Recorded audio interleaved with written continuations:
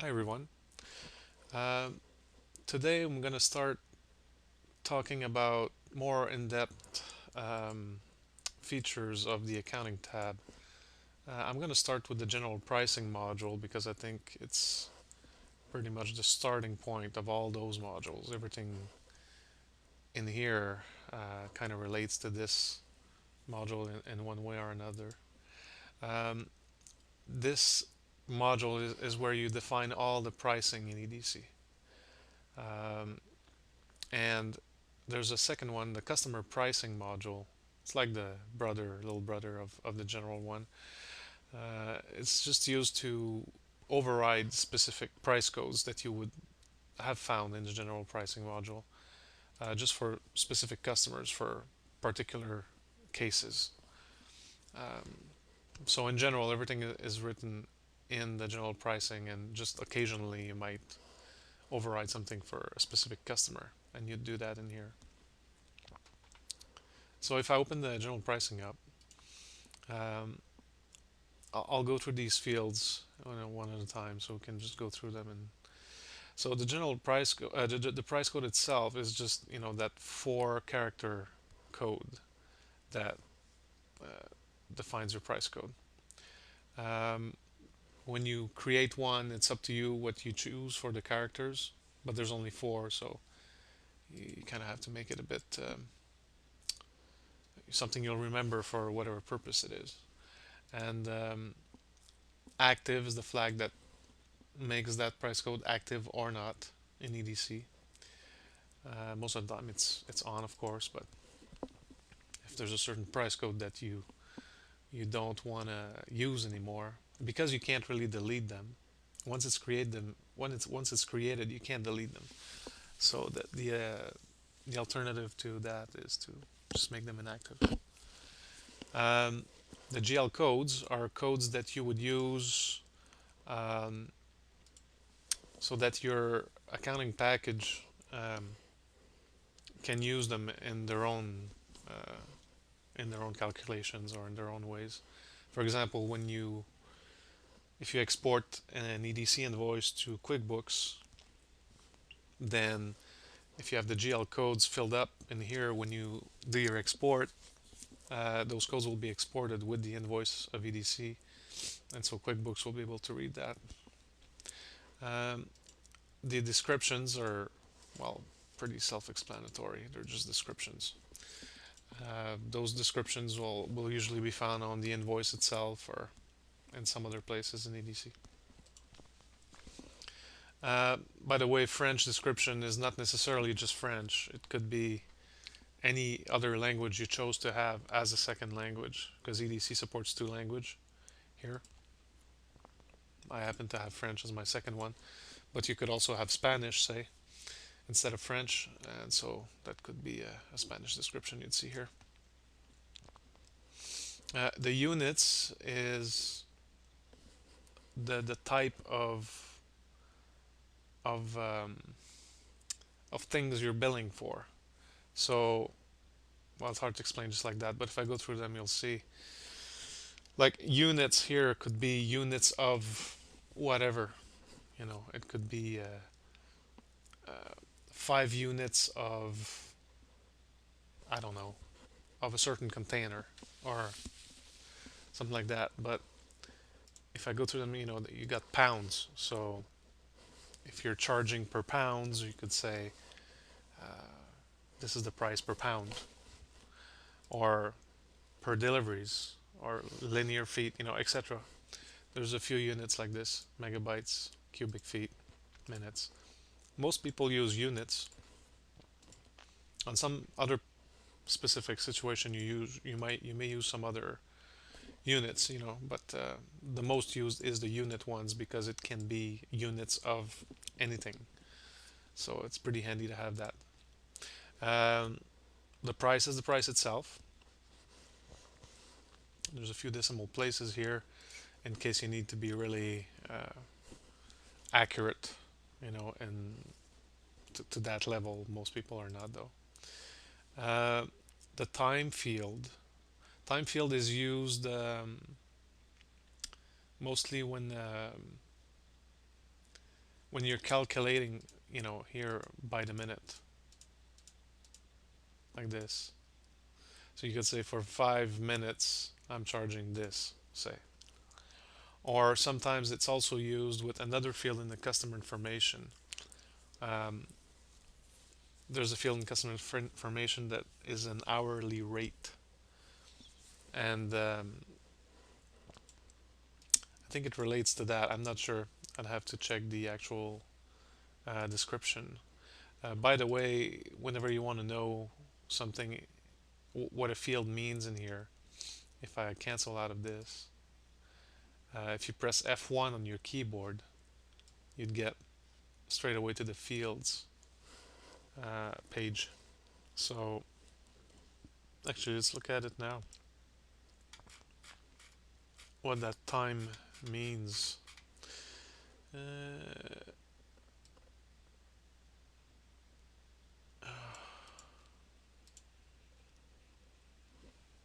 yeah, okay. So it defines the amount of time you would charge as the hourly rate for something. Because, like I said, in the customer information, there's an hourly rate set there. If I look at it now, there's an hourly rate right here, $25. Um, so, in that case, that means if you were to choose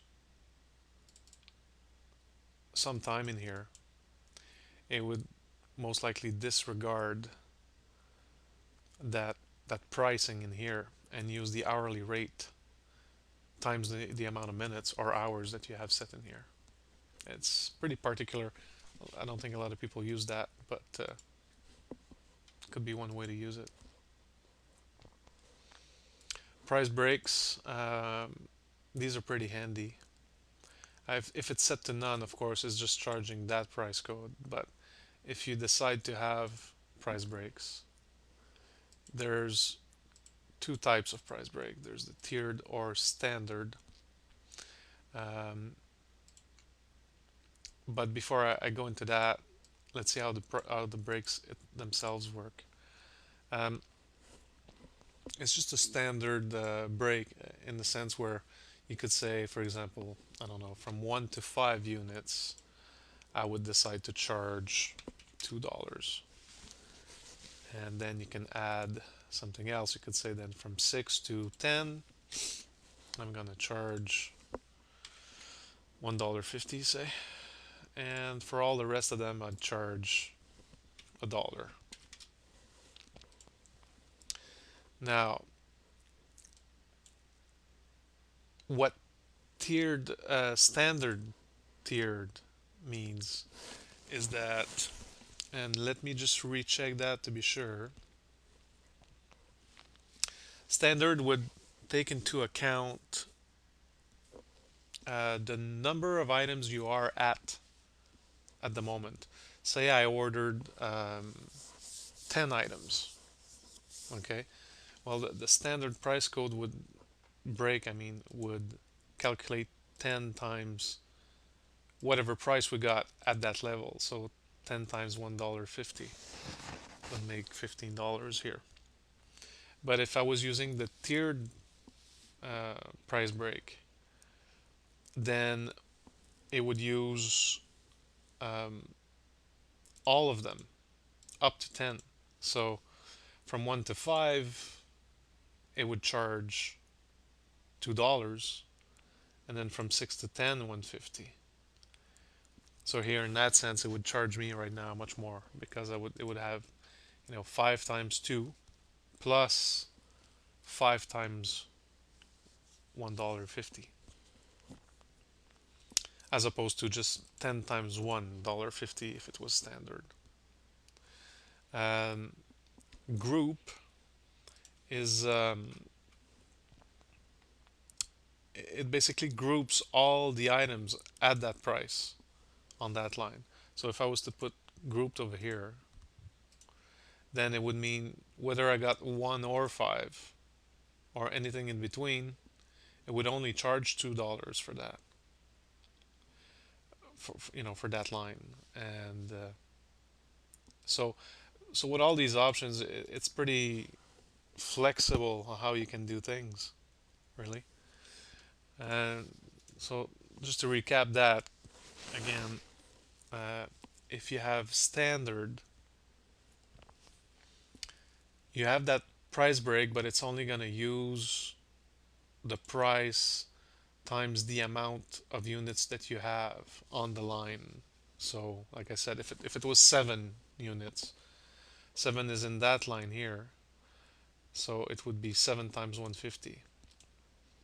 On the other hand, if I was charging a tiered price break instead of a standard one, then it would use everything from the beginning up to 7. So I got 5 maximum here, so it would charge 5 times 2 here. Plus 7 would mean 2 more, so 2 times 150. It would add all that up. And grouped means if you have that set like this, then it's the whole line. Instead of charging 5 times 2 here, say, well, it would charge only $2 because it groups all that quantity as one, if you will. So that's it for that. Um, so here you choose whether you have price breaks or not. Um,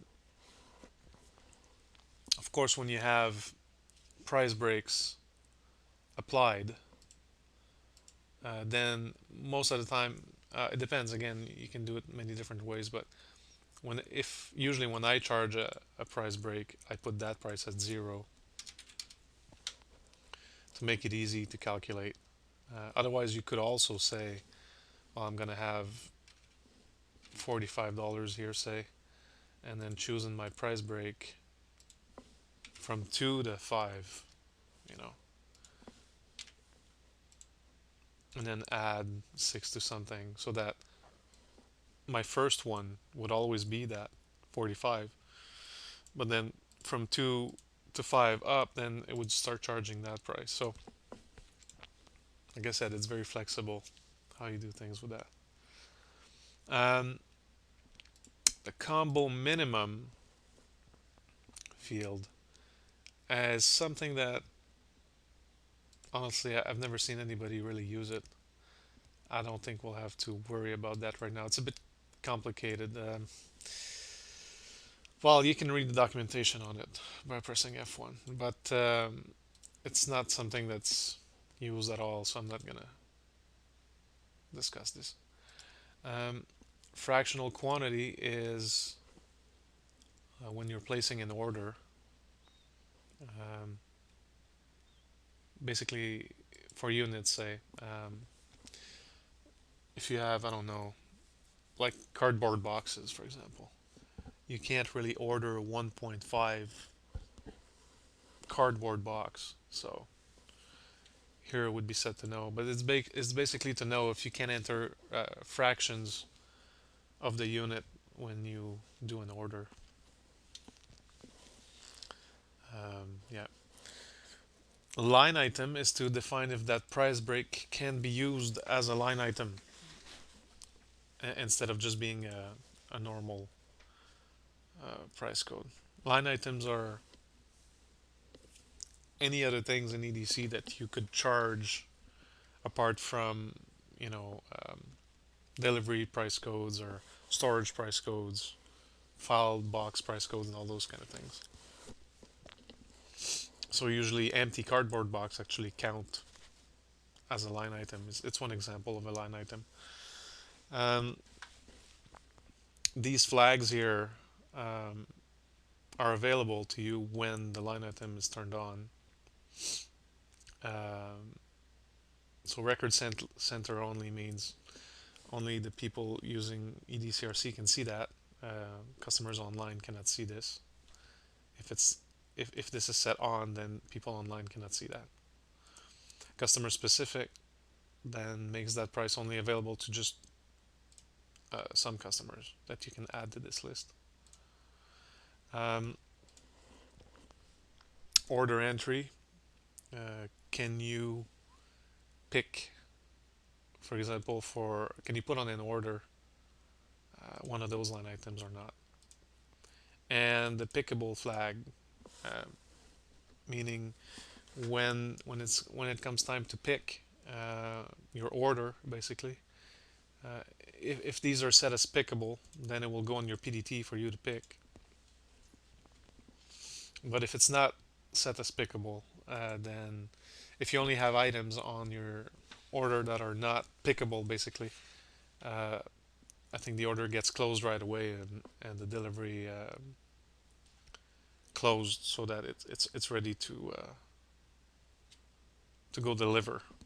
You know, tax calculations. If that price code is taxable or not, this is where you define that. Not taxable or tax A or B from the system information. Is it tax A only, tax B only, or tax A on B, B on A, and stuff like that? Um, maintain inventory. Um, if this is set to on, then whenever you order something, your in stock quantity will get adjusted at the same time. So if this is a box line item, for example, and you have 20 in stock, and I have 20 in here, say, then if I maintain my inventory, whenever some boxes are ordered out, that stock will decrease, until the minimum quantity is reached. Say I've put it to 5, then if these gets ordered all the way up to 5, then when the next one gets ordered, EDC will give you a message that you should replenish your stock, because you're gonna run out of stuff. You're gonna be able to order more. So order minimum is if you want that code to have a minimum on the order. Say you only want people to order empty boxes in packs of 5 minimum, say. Well, you'd have to put 5 in here. Apply commission is, and that's available to all the price codes. It's basically to say if that price code itself, commissions will be applied to it or not for certain salespeople. But we'll go into that later. And last but not the least is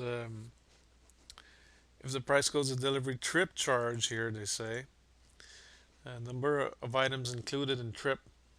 So you could decide to have so many, you could say, I don't know, the first 3 boxes are free of delivery and the ones after that are not. Then you put 3 in here, say. And you have the choice to say if you want to include the most expensive or least expensive items in in those three ones, for example, because you could be ordering um, many different types of items.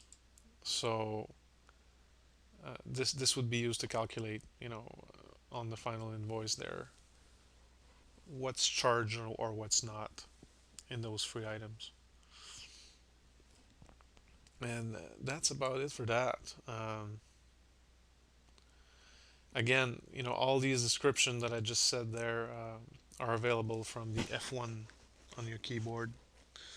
When you press on it, you should see that page, which explains pretty much all that.